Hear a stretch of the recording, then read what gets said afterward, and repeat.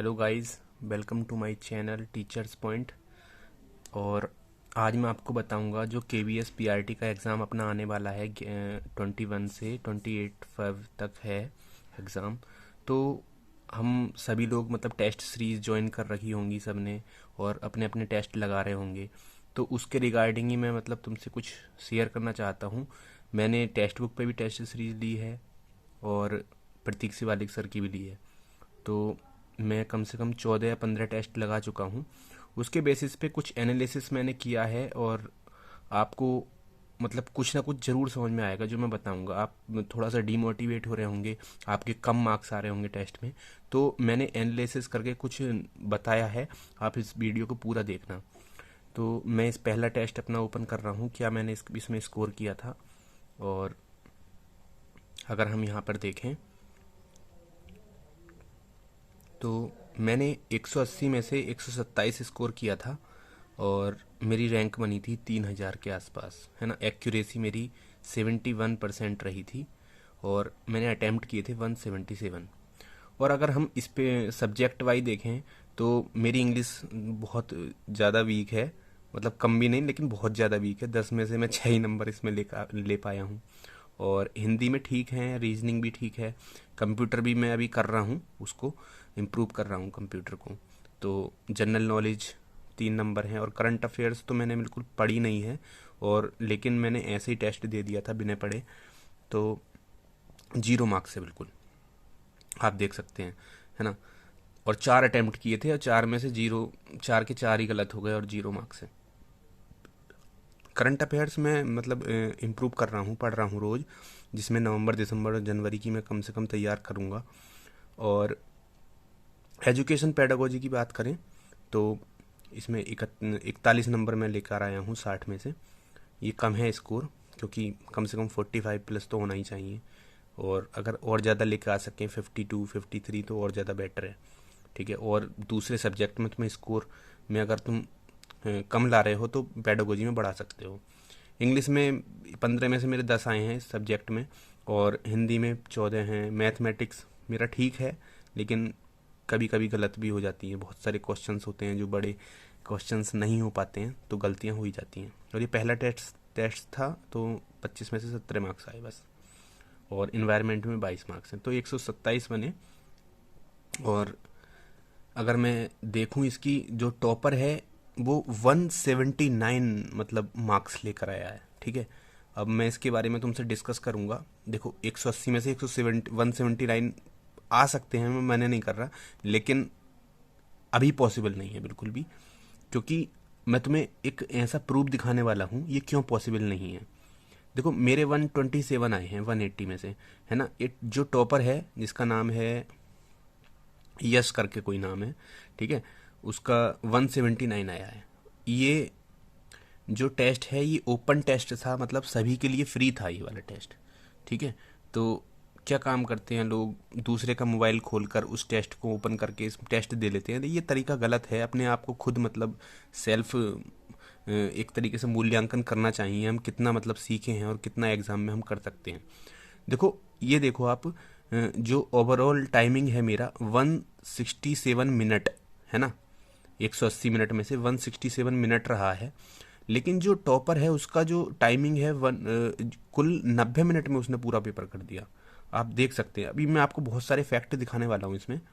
अब मैं अगर इंग्लिश वाला पोर्शन खोलता हूँ, ठीक है, तो इंग्लिश वाले पोर्शन को आप देखेंगे, मेरे 6 सही हैं, इसके 10 सही हैं, ठीक है।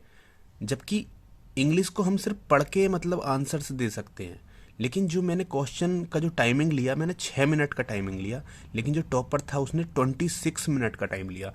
कहने का मतलब यह है इसने सर्च किया है गूगल पर या फिर कहीं और, ठीक है, इसलिए इसने इंग्लिश में ज़्यादा टाइम लिया है। अगर मैं तुम्हें कंप्यूटर या फिर जीके की बात करूं, जीके में हम क्वेश्चंस को सिर्फ पढ़ते हैं, उसके बाद आंसर दे देते हैं। अगर याद है तो ठीक है, नहीं है तो कोई बात नहीं। अब उसमें हम सोचेंगे थोड़ी ना, उसमें कैलकुलेट थोड़ी ना करेंगे। अब अगर हम जीके की बात करें तो मेरे 3 मार्क्स आए हैं, इसके 5 मार्क्स आए हैं, ठीक है। 100% इसकी एक्यूरेसी रही है, लेकिन मेरा जो टाइमिंग लगा 2 मिनट के आसपास लगा है, लेकिन इसका जो टाइमिंग है वो 4 मिनट के आसपास लगा है। तो आप खुद समझ सकते हैं इस चीज़ को, कि जो इसको सर्च करके इसने आंसर्स लगाए हैं। एक बात और बताता हूँ मैं, इस ये क्यों बता रहा हूँ मैं, किसी को मतलब एक तरीके से गाली नहीं दे रहा या किसी को मतलब किसी के बारे में मैं गलत नहीं बोल रहा, लेकिन मैं उन बच्चों को मोटिवेट करना चाह रहा हूँ जो मतलब टेस्ट में कम नंबर लेकर आ रहे हैं और डिमोटिवेट हो गए हैं कि हम मतलब केवीएस के एग्ज़ाम में मतलब किस तरीके से मतलब वहाँ परफॉर्म करेंगे। अभी हमारे नहीं बन रहे हैं, 110 120 आ रहे हैं, ठीक है, नहीं बन पा रहे हैं। ऐसे ही करंट अफेयर्स का मैं तुम्हें दिखाता हूँ। करंट अफेयर्स में मेरे 0 मार्क्स हैं, लेकिन जो टॉपर है उसके 5 मार्क्स हैं, ठीक है। ये सर जो करंट अफेयर्स के जो टॉपिक होते हैं, हम एक बार गूगल पे हल्का सा सर्च करेंगे ना, पूरा कंप्लीट आ जाएगा, उसका आंसर्स भी आ जाता है, ठीक है। तो ये सब सर्चिंग वाला है। चलो हम इस चीज़ को नहीं मानते, ठीक है, हम दूसरी चीज़ पे चलते हैं, दूसरे टेस्ट पे चलते हैं अपने, ठीक है। दूसरा टेस्ट में तुम्हें दिखाता हूँ। ये देखिए दूसरे टेस्ट पे अगर हम इस पे क्लिक करते हैं तो मैं दूसरा टेस्ट देखता हूँ। पहले टेस्ट में मेरे कितने आए थे, 127 आए थे ना। दूसरे टेस्ट का स्कोर देखते हैं। दूसरे टेस्ट में आए हैं मेरे 139, 1/180, है ना। अगर हम बात करें जो रैंक आई है, दूसरे टेस्ट जो था ओपन टेस्ट नहीं था, सबके लिए नहीं था, फ्री, ठीक है। ये क्या था, ये जो टेस्ट सीरीज जिन्होंने बच्चों ने ज्वाइन की है उन्हीं को ये टेस्ट मतलब मिला था करने के लिए। इसमें कुल 3700 कुछ बच्चों ने मतलब ये टेस्ट दिया है, जिसमें मेरी रैंक है 628 और 139 स्कोर है। अगर मैं बात करूँ इंग्लिश की, तो इंग्लिश मेरी मतलब इस वाले टेस्ट में मेरी अच्छी गई है, और हिंदी भी ठीक है, रीजनिंग, कंप्यूटर और जीके ये सब ठीक हैं, मतलब एक एक दो दो नंबर ही इसमें कटा है। लेकिन मैं बात करूँ करंट अफेयर्स की, दोस्तों करंट अफेयर्स एक बहुत मेन रोल प्ले करेगा वहाँ पर, क्योंकि ये 5 मार्क्स का आएगा, और अगर जिसके मतलब याद के आ गए ना, तो वो 5 स्कोर आगे ही पहुँचेगा, ठीक है। तो इसमें मेरा 1 नंबर आया है, और पेडागोजी में मैंने इंक्रीज किया है, 45 नंबर मतलब 60 में से अभी निकाल रहा है ना। और मैं इंग्लिश की बात करूँ तो 11 हैं, और मैथ में 24 हैं। मैथ ठीक है, मतलब अब देखते हैं एग्ज़ाम में किस तरीके की मैथ आएगी, क्योंकि अभी जो मैं टेस्ट में लगा रहा हूँ वो तो मतलब ठीक है, मतलब आ रही है, कर पा रहे हैं उसको। ईवीएस में भी 19 नंबर हैं, ठीक है, और 139 ये बैठा है। अब टॉपर की बात करें, अगर हम टॉपर के जो मार्क्स हैं, अब वहाँ पे क्या था, देखो मैंने तुम्हें बताया था जो ओपन टेस्ट होते हैं उसमें देखकर हम टेस्ट लगा सकते हैं, ठीक है। क्योंकि अब जो टेस्ट सीरीज लिए ये रुपए में ले गई टेस्ट सीरीज है, अब देखने के लिए दूसरी टेस्ट सीरीज तो कोई बच्चा लेगा नहीं। क्या कर सकता है, सिर्फ गूगल गूगल करके आंसर दे सकता है, ठीक है। अब क्या है, देखो यहाँ पे 165 टॉपर के मार्क्स हैं 180 में से। पहले क्या थे, 179 थे पहले वाले टेस्ट में, अब कितने कम हो गए, 165। अभी तो मैं और चीज़ दिखाता हूँ। अगर मैं बात करूँ देखो कंप्यूटर की, ठीक है। अब कंप्यूटर में देखना, आप कंप्यूटर में मेरे 5 के 5 सही, ठीक है, और मैंने कितना टाइमिंग लिया, 1.19 मिनट, यानी कि मैंने 1.25 मिनट के आसपास लिया है। अगर तुम किसी क्वेश्चन को पढ़ोगे और उसका आंसर दोगे, 5 क्वेश्चंस को पढ़ना, उसके ऑप्शंस पढ़ना और फिर आंसर देना, तो अगर तुम नहीं भी रुकोगे ना तो अभी तुम्हें 1 मिनट लग जाएगा, ठीक है। अब इस बंदे की देखो, आपने 5 मतलब 5 में 5 मार्क्स लेकर आया है ये, ठीक है, लेकिन इसने टाइमिंग कितना लिया, कुल 16 सेकंड में इसने 5 के 5 आंसर्स कर दिए, और पढ़ के क्वेश्चंस को, ऑप्शन को देखकर पूरे मतलब सही मार्क्स। ऐसा हो सकता है, गूगल किया हुआ है सब कुछ ये, ठीक है। तो मैं सिर्फ आपको यही बता रहा हूँ, कोई भी अगर बच्चा ये समझ रहा है कि मेरे मतलब 130 आ रहे हैं, और जो बहुत सारे बच्चे हैं उनके 160 165 नंबर आ रहे हैं, ठीक है, तुम्हारे 110 या 120 बन रहे हैं, तो बिल्कुल घबराने की कोई ज़रूरत नहीं है।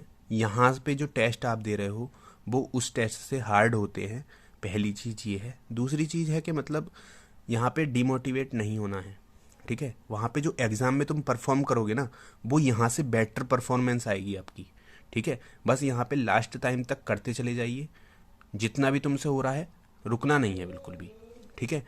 केबीएस पीआरटी का, क्योंकि इसमें इंटरव्यू है, डेमो है, तो जो बच्चे सेलेक्ट होंगे वो ज़्यादा होंगे। एक ही स्टेप नहीं है कि मतलब जो डीएसएसबी की तरह था कि मतलब पेपर दिया और सीधा सिलेक्शन। उसमें क्या होता है, कट ऑफ ज़्यादा जाती है, ठीक है। बहुत ज़्यादा कट ऑफ गई थी अभी पीआरटी वाली डीएसएसबी की, मेरा नहीं हो पाया था, 4 या 5 मार्क्स से रहा था। लेकिन मैं वही चीज़ बताने वाला हूँ, क्योंकि इसमें क्या है ना, 2 या 3 स्टेप हैं, इंटरव्यू प्लस डेमो वगैरह ये सब कुछ है, तो इसमें कट ऑफ इतनी नहीं जाएगी, कोई कितना भी बता ले, क्योंकि इसमें सीट्स भी ज़्यादा हैं। डीएसएसबी में कुल 300 सीट्स थी, है ना, 300-400 सीट्स थी सारी जनरल में, और जो इसमें सीट्स हैं वो 6000 के आसपास हैं टोटल सीट, तो कट ऑफ इतनी नहीं जाएगी। लेकिन हाँ, इतना ही सेफ स्कोर जरूर लेकर चलना कि फाइनल मेरिट लिस्ट में आप आ जाओ, ठीक है। कम से कम आपके अगर 130 या 135 मार्क्स आ रहे हैं, या फिर 120 125 भी आ रहे हैं, तो आप इंटरव्यू कॉल के लिए बुलाए जाओगे पक्का, ठीक है, 100%। और दूसरी बात, डिमोटिवेट बिल्कुल नहीं होना है। जो भी तुम टेस्ट देते हो उसके बाद जो एनालिसिस करते हो, उनकी टेस्ट की एनालिसिस बहुत ज़्यादा ज़रूरी है। उस टेस्ट को आप बार बार मतलब उसके जो बार बार आपने जो टेस्ट लगा रहे हो, जितने भी टेस्ट आपने लिए हैं, ठीक है, उनको आप बार बार एनालिसिस करो। उसके जो क्वेश्चंस हैं जो तुमसे नहीं बन पा रहे थे, ठीक है, उसके टॉपिक को देखो, ये किस टॉपिक का क्वेश्चन है, उस टॉपिक को अपना फिर से रिवाइज कर लो, ठीक है। और ज़्यादा से ज़्यादा टेस्ट देकर जाना। जब तुम एग्ज़ाम में जाओगे तो वहाँ पे आपका परफॉर्मेंस यहाँ से बेटर ही निकलेगा अगर तुमने टेस्ट लगाए हैं। अगर तुम टेस्ट नहीं लगाते हो तो आपका परफॉर्मेंस बहुत ज़्यादा ख़राब होगा वहाँ पर, और आप बिल्कुल भी फिर कहोगे कि मतलब मैं टेस्ट लगा लेता, या फिर मतलब मैंने तैयारी नहीं की थी। अपने आप को ही मतलब दोस्त है ना, वो अलग बात होती है, ठीक है। तो इसीलिए मैं तुम्हें दूसरा एक और टेस्ट दिखाता हूँ। इससे अगला टेस्ट जो है ये KVS PRT का ये तीसरा टेस्ट हम खोल रहे हैं। इसमें मेरा क्या रिपोर्ट रहा था देखते हैं। शायद परफॉर्मेंस गिरी होगी। 123, ठीक है, 123। वो 139, पहले में 127 थे, फिर 139, फिर 123। अब एकदम से इतना डिक्रीज हो गया। यहाँ पर क्या हुआ देखो, मैंने बताया ना मेरी इंग्लिश बहुत ज़्यादा कमज़ोर है, तो इंग्लिश में मेरे बहुत कम नंबर हैं, 3 नंबर इसमें कटे हैं, ठीक है। हिंदी ठीक है, ये बढ़िया हो गया। जनरल नॉलेज में देखो जो सब्जेक्ट मेरे कम हुए हैं वो कौन कौन से हैं। एक तो जीके, करंट अफेयर्स और इंग्लिश, ये मेरे बहुत वीक सब्जेक्ट हैं। यहाँ पे मेरे नंबर कटते हैं, हमेशा कटते हैं, ठीक है। अब देखो पेडागोजी में भी 60 में से मेरे 40 नंबर आए हैं कुल, जबकि 45-45 चल रहे थे। तो ये भी एक वीक मतलब सब्जेक्ट हो गया यहाँ पर। लेकिन कुछ टॉपिक्स हैं जो मेरे गलत हुए हैं, मैं उनको रिवाइज़ कर रहा हूँ, और अच्छे से उनको रिवाइज भी कर लूँगा एग्ज़ाम तक। अब इंग्लिश सब्जेक्ट और ये सब कुछ, इंग्लिश में देखो 15 में से 9 नंबर आए हैं। वही बात है ना। इंग्लिश मेरी बहुत ज़्यादा वीक है, और उस वजह से क्या होता है, मुझे दिक्कत का सामना करना पड़ता है एग्ज़ाम वगैरह में। और मैथ में ठीक है, मैथ 25 में से 19 नंबर हैं, और एग्ज़ाम में और अच्छी परफॉर्मेंस करने की कोशिश करूँगा। इन्वायरमेंट में 21 है। तो यहाँ पर देखो टॉपर के 173 मार्क्स आए हैं, ठीक है। अब मैंने जो मतलब अब यहाँ से तुम्हें एक चीज़ और दिखाऊंगा। देखो मैंने जो टाइमिंग ली है 160 मिनट ली है अपनी, ठीक है। अगर मैं बात करूं एवरेज टाइमिंग की, तो एवरेज जो बच्चों ने टाइमिंग लिया है वो 125 मिनट के आसपास लिया है, 125 मिनट, ठीक है। अगर टॉपर की मैं बात करूं 106 मिनट, ओनली 100 मिनट में उसने कर दिया, ठीक है। तो ये एक थोड़ा सा प्रश्न चिन्ह लगाता है इनके स्कोर्स पर। 173 स्कोर, वो भी 100 मिनट में, तो ऐसा लगता है जैसे गूगल किया हुआ है। मैं वही चीज़ बता रहा हूँ आपको, डिमोटिवेट बिल्कुल नहीं होना है कि किसके कितने मार्क्स आ रहे हैं, ठीक है। तो बस वही चीज़ याद रखना आप। मैंने आपको दिखाया था कि मतलब ये कितने गूगल से मतलब टाइमिंग का कैसे मतलब थोड़ा सा इस तरीके से हम अंदाज़ा लगा सकते हैं। ये देखो जीके के मैंने क्वेश्चन खोले, जीके में मेरा 1 नंबर है, और टॉपर का कितना नंबर है, 5। मैंने कितने मिनट लिए जीके को पढ़ने में और उसके ऑप्शंस को पढ़ के आंसर लगाने में, 1 मिनट 49 सेकेंड, ठीक है। और टॉपर ने कितने सेकंड में कर दिया, कुल और कुल 50 सेकंड में, ठीक है, 50-52 सेकंड में। तो इसका मतलब उसने क्या काम किया, गूगल किया। नॉर्मल सी बात है ना। तो तुम पढ़ के भी क्वेश्चन को पढ़ना, फिर उसके आंसर्स लगाना ऑप्शन को देखकर, ठीक है। तो उसमें टाइमिंग लगता है, कम से कम 5 क्वेश्चंस को करने में 1 मिनट तो पूरा लगेगा ही, ठीक है। 10 सेकंड तो लोगे ना एक क्वेश्चन पे, तो हो जाता है। तो यही बात बता रहा हूँ मैं। और देखो तुम्हें दूसरे भी टेस्ट दिखाता हूँ अपने, इसमें मेरे 123 हैं, और दिखाता हूँ अगले टेस्ट। चौथे टेस्ट पे चलते हैं।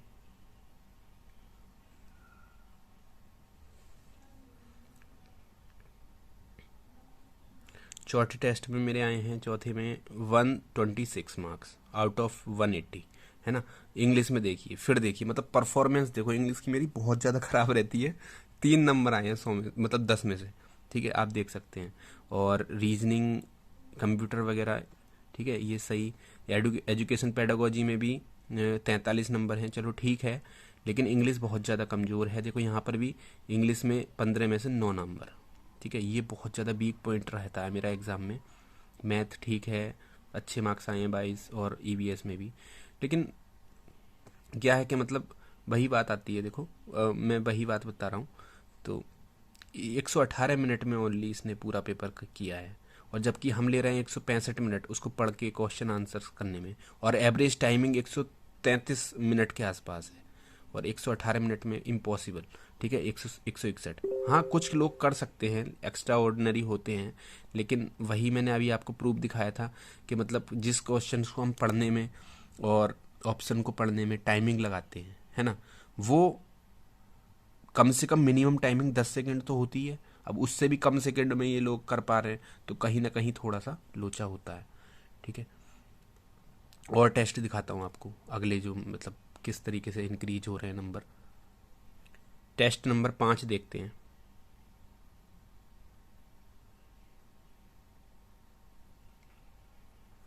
ये 137 नंबर इसमें मेरे आए थे 180 में से, और इंग्लिश फिर भी मतलब इसमें मेरी कमजोरी रही, 10 में से 6 नंबर मेरे बस आए। हिंदी ठीक थी, रीजनिंग ठीक थी, और सब स्कोर ये ठीक रहा। और एजुकेशन पेडागोजी मेरी अच्छी रही इस वाले टेस्ट में, 48 नंबर की रही। और दूसरी बात, इंग्लिश में देखो यहाँ पर भी 15 में से मेरे 8 ही नंबर आए हैं।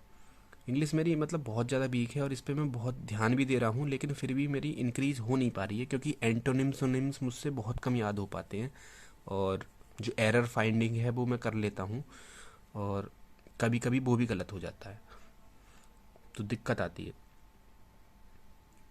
137 नंबर इसमें मेरे बने हैं, और टॉपर्स के कितने हैं, टॉपर के 163, 140 के आसपास है मेरे, ठीक है, कोई दिक्कत नहीं है। हाँ, मैं बस यही चीज़ तुमको बता रहा हूँ, आपको कहीं भी डिमोटिवेट नहीं होना है। कोई कितने भी टेस्ट में ला रहा है, बस अपनी परफॉर्मेंस कीजिए, और जो तुम्हारे टॉपिक्स टेस्ट में वीक हो रहे हैं, ठीक है, उनको एनालिसिस करो, उनको अच्छे से रिवाइज करो, दोबारा से अगला टेस्ट दो, ठीक है। तो डिमोटिवेट नहीं होना है, एग्ज़ाम के 20 दिन भी नहीं रहे हैं अब, ठीक है। तो अपना करते रहना है, और टेस्ट दो, और उसको एनालिसिस करो। जो भी वीक वीक मतलब चैप्टर्स हैं उनको लिख लो एक बार, ठीक है, टॉपिक्स को, और उनको रिवाइज कर लो अच्छे से। एनईपी से क्वेश्चन जरूर आएगा, एजुकेशन पॉलिसी से, चाहे वो कोई सी भी एजुकेशन पॉलिसी हो, सबसे ज़्यादा क्वेश्चंस, मतलब उससे अच्छे अच्छे क्वेश्चंस भी पूछे जाएंगे, और ज़्यादा क्वेश्चन भी पूछे जाएंगे। तो केवीएस एनसीईआरटी पर वर्क करता है ज़्यादा, तो एनसीईआरटीज़ को ज़्यादा प्रेफरेंस देना ईवीएस में, ठीक है। एनसीईआरटी के क्वेश्चंस आएंगे, और मैथ में कुछ चैप्टर्स हैं जो अपने आप अच्छे से करके जाना। रेशियो वगैरह जो चैप्टर है ना, वो आप करके जाना। प्रॉफिट एंड लॉस वाला है, परसेंटेज का, यहाँ से डायरेक्ट क्वेश्चन आपको मिल सकता है। तो बस यही मैं आपको बता रहा था, जो भी बच्चे डीमोटिवेट हो रहे थे कि उनके टेस्ट में कम नंबर आ रहे थे, तो मैं उनके बारे में आपको बता रहा था कि मतलब उन्हें डीमोटिवेट नहीं होना है। एक टेस्ट और दिखाता हूँ आपको, जो मैंने 2 टेस्ट और दिखाता हूँ, चलो एक तो और देख लेती है, मतलब देखकर मतलब थोड़ा सा मतलब मोटिवेशन मिलता है कि अगर मैं ठीक जानकारी दे रहा हूँ ना, तो आपको लगेगा कि हाँ मतलब ऐसा ऐसा भी होता है, लोग गूगल करके मतलब टेस्ट देते हैं, और फिर हमारी परफॉर्मेंस को एक तरीके से बूस्टअप नहीं मिल पाता, थोड़ा डीमोटिवेट हो जाता है। देखते हैं अगले टेस्ट में क्या था। ये है टेस्ट नंबर 6, इसको देखते हैं इसमें कितने मार्क्स थे। ये टेस्ट नंबर मेरा 6 है, इसमें मेरी रैंक आई थी 183, और मेरा जो स्कोर रहा था 144 रहा था, ठीक है। और स्कोर अच्छा था, लेकिन फिर वही मैं बात कहूँ, इंग्लिश में मेरा स्कोर नहीं हो पाता है। इंग्लिश में मेरे 7 ही मार्क्स थे, और हिंदी ठीक थी, ये सब कुछ ठीक रहा। जनरल नॉलेज वगैरह में भी, जनरल नॉलेज में भी मेरे 2 ही मार्क्स थे 5 में से, तो दिक्कत वाली बात है। और करंट अफेयर्स मेरी ठीक हुई, और 49 मैंने पेडागोजी में स्कोर किया है।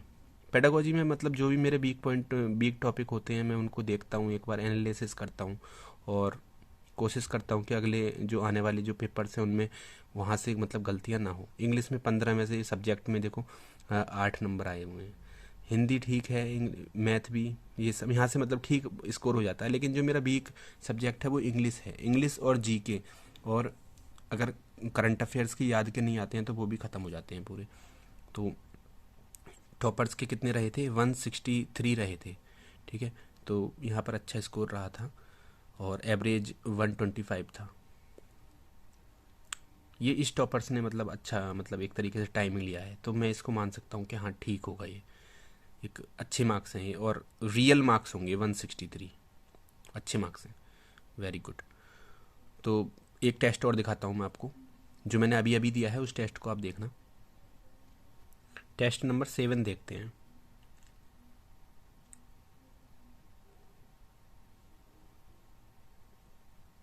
वन 25, कितना स्कोर एकदम से कम हो गया, 144 से 125 हो गया, ठीक है। लेकिन डिमोटिवेट नहीं होना है, क्यों? क्योंकि क्वेश्चन पेपर्स हार्ड और इजी दोनों हो सकते हैं, ठीक है। तो अपनी जो गलतियां हैं उनको सुधारते रहना है। और यहाँ पे अगर तुम्हारे 125 20 मतलब 125 20 या फिर 30 तक तुम्हारा स्कोर हो रहा है तो वहाँ पे तुम बहुत अच्छा स्कोर करने वाले हो, ठीक है। अपने आप को मोटिवेट रखो, ठीक है। और जो टॉपिक्स हैं उनको क्लियर करते रहो। अब देखो इंग्लिश में यहाँ पर फिर मेरे मतलब कम मार्क्स थे, और रीजनिंग कंप्यूटर वगैरह इन सब में। करंट अफेयर देखो 5 में से 1 ही नंबर आया हुआ है। एजुकेशन पेडागोजी 42 नंबर है, कम है फिर भी। 40 से कम तो कभी आने नहीं चाहिए, 40 से कम जाने मत देना एजुकेशन पेडागोजी में, और कोशिश करना 50 प्लस ही लेके आने की, ठीक है। तो टॉपर के कितने मार्क्स हैं, देखो 162 मार्क्स हैं, अच्छा स्कोर है टॉपर का भी, कोई दिक्कत नहीं है, ठीक है। अगले टेस्ट के मैं आपको दिखाता हूँ मार्क्स। टेस्ट नंबर 8, इसको देखते हैं। 122 नंबर मतलब और ज़्यादा डिक्रीज हो गए। इंग्लिश में देखो 10 में से 4 नंबर आए, हिंदी में 10 में से 5 नंबर आए। हिंदी भी इसकी इस एग्ज़ाम की टफ आई थी, तो मेरे इसमें भी गलतियाँ हो गई, ठीक है। रीजनिंग ठीक है, कंप्यूटर में इसमें ठीक है। एजुकेशन पेडागोजी 40 मार्क्स, 40 से नीचे स्कोर मैं मतलब बहुत ज़्यादा मुझे प्रॉब्लम होती फिर। 40 से ज़्यादा स्कोर, 40 से कम स्कोर मतलब मैं सोचता नहीं हूँ कि 40 से ज़्यादा, 40 से कम भी मतलब आएगा तो फिर बहुत ज़्यादा दिक्कत हो जाएगी। खुद को ऐसा लगता है कि यार सारे टॉपिक्स मतलब कैसे हो रहे हैं, मतलब कभी इंक्रीज हो रहे हैं कभी डिक्रीज हो रहे हैं।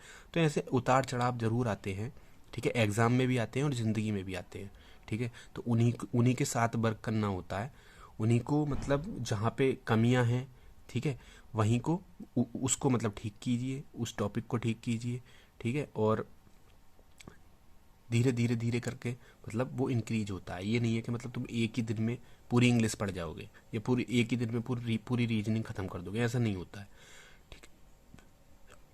तो मार्क्स ये मतलब एजुकेशन पेडागोजी 40 थे, इंग्लिश सब्जेक्ट 15 में से 8 मार्क्स आए हैं, ये दिक्कत है। इंग्लिश में मतलब थोड़ा सा मैं अपने आप को इम्प्रूव करने की कोशिश कर रहा हूँ, एग्ज़ाम तक शायद ठीक हो जाए। अगला टेस्ट दिखाता हूँ, अगर हम करें 9 देखते हैं स्कोर कार्ड 9 में।